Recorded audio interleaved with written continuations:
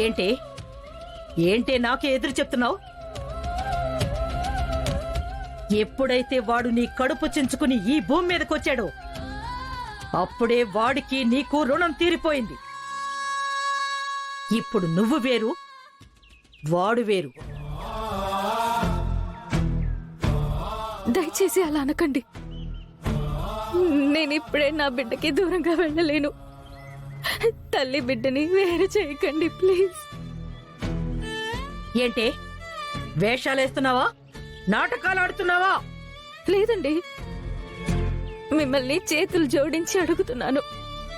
ఇంకో 4 రోజులు నన్ను నా బిడ్డ దగ్గరే ఉండనివ్వండి.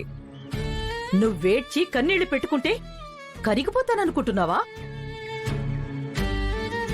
నువ్విలా మాట మారుస్తావని నేను ముందే అనుకున్నానే.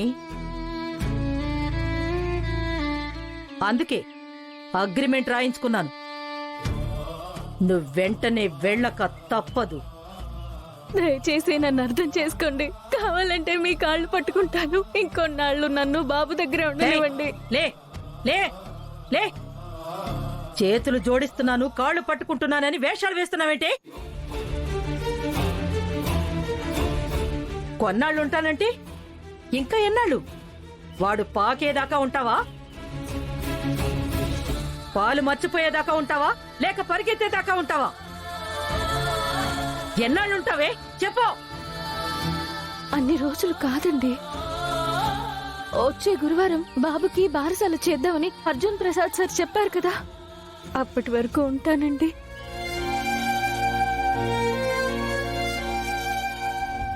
బారసాల చూసుకుని వెళ్ళిపోతాను. ఇప్పుడు బారసాలంటావు, తర్వాత పుట్టింటికలంటావు, ఆ తర్వాత అక్షరాభ్యాసం అంటావు. నేను నమ్మేదేలాగే? మళ్ళీ మాట మార్చనండి. బారసాల అయిపోగానే వెళ్ళిపోతాను. దయచేసి ఒప్పుకోండి ప్లీజ్ అండి. దయచేసి ఒప్పుకోండి. అదే పడుతున్నానండి. మీ చేతులు పట్టుకుని అర్థిస్తున్నాను. మిమ్మల్ని వేడుకుంటున్నాను.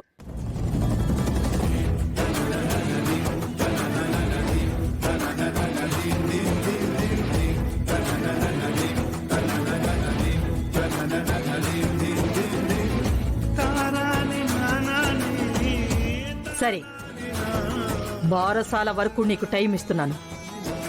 ఆ ఫంక్షన్ అయిపోయిన మరుక్షణం. అరే బుజ్జి, నువ్వెప్పుడొచ్చావురా? ఏంట్రా అలా చూస్తున్నావు? మేం మాట్లాడిందంతా విన్నావా? మీరు తప్పు చేస్తున్నారు.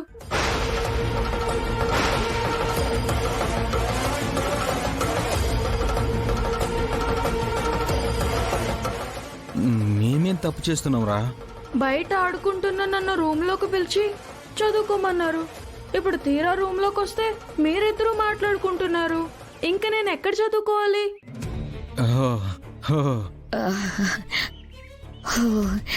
చదువుకోవడానికి నీకు వేరే ప్లేసే లేదారా?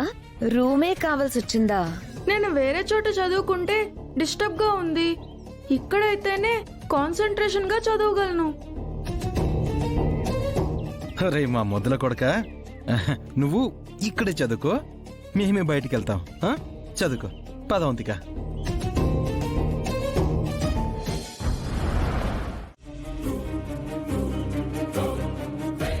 ఏంటి గౌతమ్, నేను ఎదురుగా ఉన్న పట్టించుకోకుండా నాకు డాష్ ఇచ్చి కూడా చూడకుండా వెళ్ళిపోతున్నావు? అంతలా దేని గురించి, ఎవరి గురించి ఆలోచిస్తున్నావు?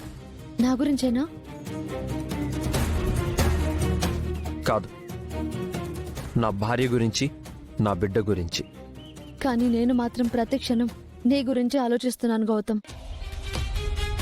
నిన్నే తలుచుకుంటున్నాను. నువ్వు ఆలోచించాల్సింది నీ గురించి అదితి. ఇప్పటికైనా నీ జీవితం గురించి నువ్వు ఆలోచిస్తే సంతోషంగా ఉంటావు. నా జీవితం, నా భవిష్యత్తు అన్నీ నువ్వే గౌతమ్. మనం ఎప్పుడు ఒకటవుతామా అని వెయిట్ చేస్తున్నాను. Are you mad Aditi? ఎందుకు ఇలా మాట్లాడుతున్నావు? నాకు అహల్యతో పెళ్ళయింది. ఇప్పుడు నాకు బిడ్డ కూడా పుట్టాడు. మా జీవితం మేం బతుకుతున్నాం. నువ్వు నా మీద ఆశలు పెట్టుకోకు ప్లీజ్. దానివల్ల నీకు ఎలాంటి ఉపయోగం లేదు. నువ్వు నన్ను మర్చిపోయి మరొకరిని పెళ్లి చేసుకొని హ్యాపీగా ఉండమని చెప్తున్నాను కదా. నేను నీకే మనసిచ్చాను గౌతమ్, నిన్నే ప్రేమించాను, నువ్వే ప్రాణం అనుకున్నాను. నువ్వు అనుకున్నంత తొందరగా, చెప్పినంత సులువుగా నీ మీద మనసు మార్చుకోలేను గౌతమ్.